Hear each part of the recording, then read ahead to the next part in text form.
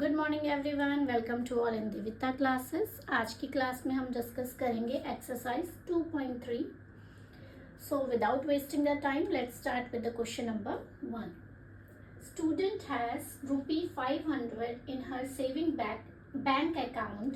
She gets ₹150 every month as pocket money. ये क्या कह रहा है? स्टूडेंट है जिसके सेविंग अकाउंट में ₹500 सेव है, यानी कि ऑलरेडी प्रेजेंट है। शी गेट्स 150 एवरी मंथ, और हर मंथ उसे 150 rupees as a pocket money मिलती है। How much money will she have at the end of every month from the second month onwards. अगर हम सेकेंड मंथ ऑनवर्ड से देखें तो एवरी मंथ उसकी कितनी मनी होगी। Find the linear expression to represent the amount she will have in the nth month. यहाँ nth कोई भी मंथ हो सकता है, तो n मंथ में उसके लिए आपको एक लीनियर एक्सप्रेशन फाइंड आउट करना है। क्या लिखेंगे? Amount in her saving account. Saving account में उसका कितना मनी है? सेविंग अकाउंट 500 है। ठीक है, इस क्वेश्चन को हम टैबुलर फॉर्म में सॉल्व करेंगे। यहाँ पे हम मंथ लिखेंगे और यहाँ हम अमाउंट लिखेंगे।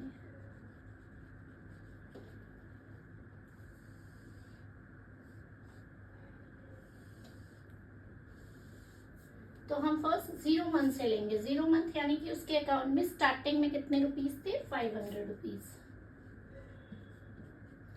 फर्स्ट मंथ की अगर हम बात करें तो फर्स्ट मंथ में क्या हो गया? 500 उसके पास ऑलरेडी था, है ना, और फर्स्ट मंथ में उसको कितना मिल गया? 150 रुपीज। तो टोटल अमाउंट कितना हो गया? 500 प्लस 150, दैट मीन्स 650 रुपीज हो गया फर्स्ट मंथ में उसके अकाउंट में। ये फर्स्ट मंथ का है। सेकेंड मंथ में बात करें, सेकेंड मंथ में 500 रुपीज उसके पास थे। सेकेंड मंथ में 150 रुपीज करेंगे, यानी कि ये सेकेंड इंटू 150।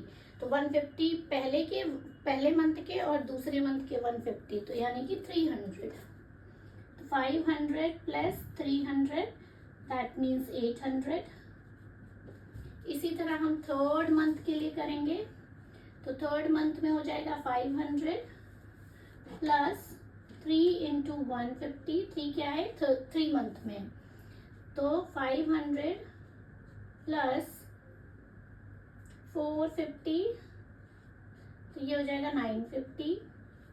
इसी तरह हम 4 मंथ के लिए करेंगे, तो 500 प्लस 4 150, तो ये हो जाएगा 500 प्लस 600 दैट मीन्स 1100 रुपीज।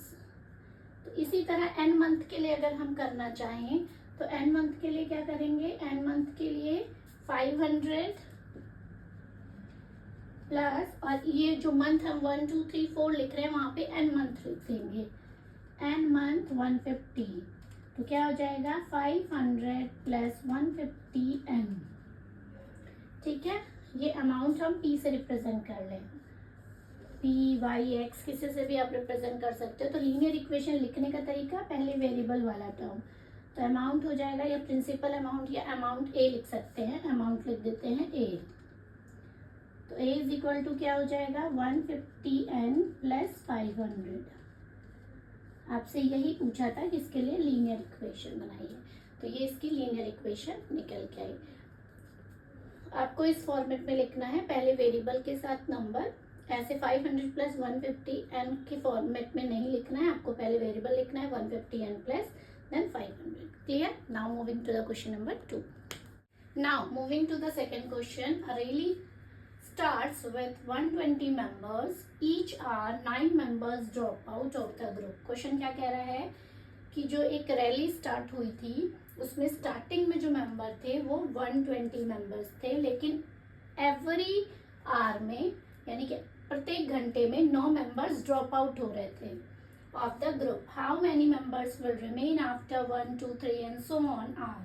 कितने मेंबर्स बचेंगे 1 घंटे बाद, 2 घंटे बाद, 3 घंटे बाद, 4 घंटे बाद, ऐसे ही आपको निकालना है। और उसके लिए आपको find a linear expression to represent the number at the end of the N R. nth R में कितने मेंबर्स बचेंगे उसके लिए आपको एक लीनियर एक्सप्रेशन फाउंड आउट करनी है। तो क्या लिखेंगे, सबसे पहले initial member in a rally कितने थे, 120 मेंबर्स थे। each are members drop out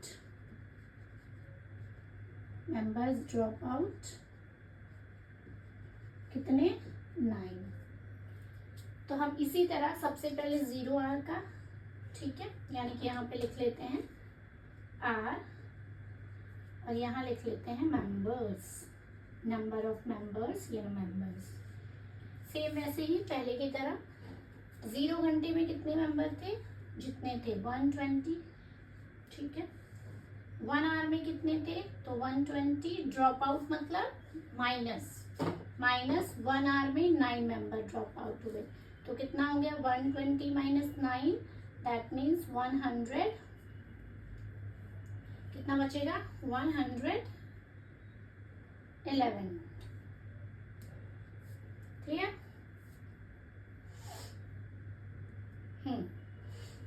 फिर सेकेंड आवर में 120 माइनस 2 आवर में है 9 मेंबर्स ड्रॉप आउट हुए, यानी कि 120 माइनस 18, दैट मीन्स 102 मेंबर्स बचे। फिर इसी तरह 3 आवर में 120 माइनस 3 इंटू 9 कितने हो जाएंगे 27, कितने मेंबर बचेंगे, घटाओ 3 और यहाँ 11 में 2 गया 9, 93 मेंबर्स बचेंगे। फिर इसी तरह 4th आवर में 120 माइनस 4 इंटू 9, ब्रैकेट में कर लो इसको 9, यानी कि 36, 120 माइनस 36, घटाओ 4, फिर यहाँ 11 में 3, 84। तो ये मेंबर ड्रॉप आउट हो रहे हैं एवरी ईयर। इसी तरह आप 5, 6, 7, 8 का भी निकाल सकते हो, हम लंबा नहीं करेंगे। 1, 2, 3, 4 के बाद हम सीधे nth में आ जाएंगे। तो nth आर में कितने मेंबर्स ड्रॉप आउट होंगे, nth आर में कितने होंगे 120 माइनस nth कितने हो रहे हैं 9, ठीक है, n कर लेंगे nth में। फिर ये हो जाएगा 120 माइनस 9n, या हम इसी को लिख सकते हैं 9n माइनस 120, ठीक है, nth आर में। तो ये आपका आंसर हो गया। तो इसके लिए लीनियर एक्सप्रेशन निकल के आई 9n minus 120। Clear? Now moving to the third question. Suppose the length of rectangle is 13 centimeter. Find the area if the breadth is 12 centimeter. First condition में यानी कि लेंथ आपको रेक्टेंगल की 13 सेंटीमीटर दे रखी है, area find out करना है अगर आपकी ब्रेथ चेंज हो रही है। फर्स्ट कंडीशन में 12 है, सेकेंड में 10 है, थर्ड में 8 है। तो इसके लिए आपको लीनियर पैटर्न फॉलो करना है। तो सेम क्वेश्चन हम कैसे करेंगे, लेंथ ऑफ रेक्टेंगल कितनी दे रखी है, लेंथ ऑफ रेक्टेंगल कितनी है 13 सेंटीमीटर, ठीक है। फर्स्ट कंडीशन के लिए, फर्स्ट के लिए ब्रेथ क्या दे रखी है, आपकी ब्रेथ दे रखी है, ब्रेथ ऑफ रेक्टेंगल दे रखी है 12 सेंटीमीटर। तो इसका एरिया क्या हो जाएगा, एरिया ऑफ रेक्टेंगल क्या होता है, लेंथ इनटू ब्रेथ। लेंथ हमारी फिक्स्ड है, दैट इज 13, बी की वैल्यू चेंज हो रही है, तो 12 हो गया, क्या हो जाएगा, मल्टीप्लाई करो, 12 3 जा 36, 3 कैरी लगा 12 15, 156 सेंटीमीटर स्क्वायर, ठीक है। सेकेंड कंडीशन में लेंथ सेम है, एरिया क्या हो जाएगा, एरिया ऑफ रेक्टेंगल, यहाँ पे ब्रेथ कितनी है, ब्रेथ आपकी 10 सेंटीमीटर है, तो लेंथ 13 इंटू बी हो जाएगा फॉर्मूला, क्योंकि लेंथ आपकी सेम चल रही है। ब्रेथ की जगह आप 10 लिख दोगे तो आ जाएगा 130 सेंटीमीटर स्क्वायर। थर्ड कंडीशन में बी कितनी है, बी आपकी 8 सेंटीमीटर है।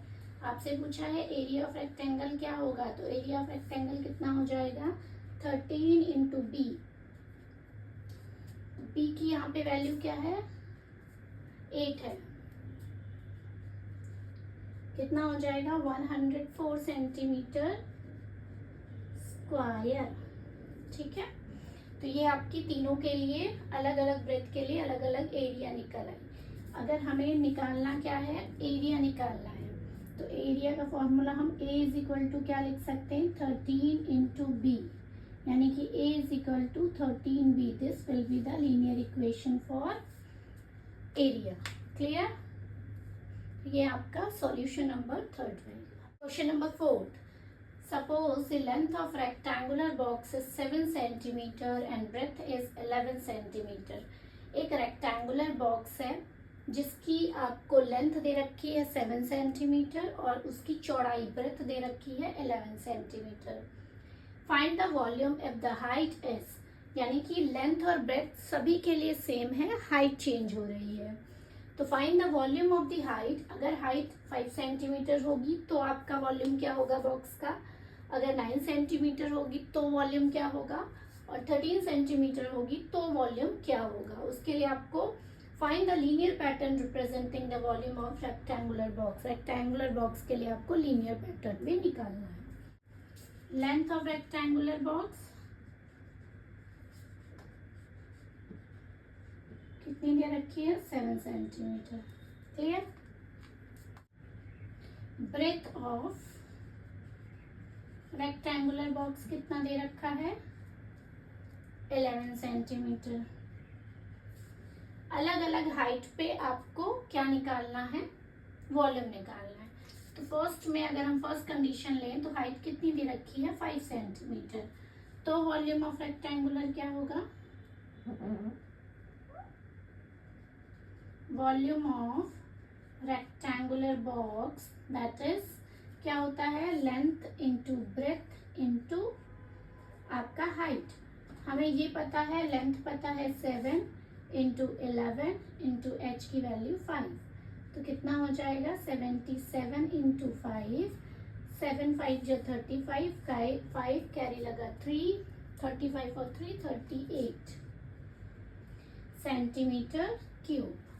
फिर दूसरी हाइट के लिए क्या हो जाएगा, अगर हम हाइट क्या ले लें, हाइट अगर हम ले लें 9 सेंटीमीटर, तो देखो ये तो सेम रहेगा लेंथ और ब्रेथ, तो हम इसको क्या लिख सकते हैं लेंथ और ब्रेथ 7 11 7 जा 77, तो सीधे हम फॉर्मूला लगा सकते हैं 77 इंटू एच, और एच की वैल्यू हमारी क्या है 9, 9 7 जा 63, 6 3 कैरी लगा 6, 9 7 जा 63 और 69, तो ये हो जाएगा 69 सेंटीमीटर क्यूब। थर्ड कंडीशन के लिए क्या होगा, थर्ड कंडीशन में एच की वैल्यू आपकी दे रखी है 13 सेंटीमीटर, कितना हो जाएगा वॉल्यूम कैसे निकालेंगे वॉल्यूम, तो वॉल्यूम निकालने के लिए 77 इंटू 13 निकालो, 13 7 जा 91, 1 9 कैरी लगा 91 और 9 कितना होता है 99 सेंटीमीटर क्यूब। उसके बाद अगर हम इसके लिए लीनियर एक्सप्रेशन देखें,